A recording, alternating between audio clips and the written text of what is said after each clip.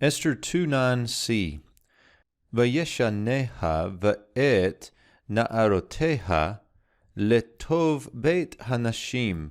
So we've seemed to squeeze 3 videos out of verse 9 here. It was a long verse, so this will work. We begin here with the PL imperfect third masculine singular of the root shana. So notice we've got a third hey root going on here. Got a vav consecutive, and notice all the pieces of the PL, including the dagesh right there in the R2, so that's nice. I do want to point out here that the hey in the word we're seeing is not the third hey of the root. That is our third feminine singular pronominal suffix on a verb.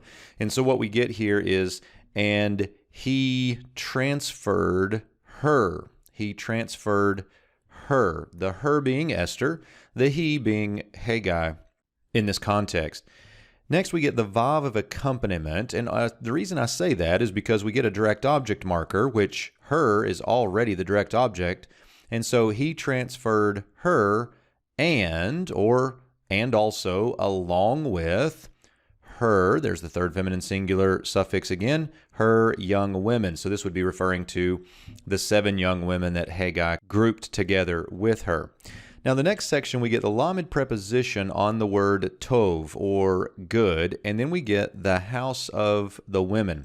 So this gets a little bit tricky, but let me see if I can iron this out. We get the house of the women as a collective whole, but plural. So this is kind of the group of the whole. And prior to that, we get an adjective. So the adjective here, the reason it's a little tricky is because we have the disjunctive accent tifcha right here on tov. I do think that tov is actually a construct and should be read with this house of the women package.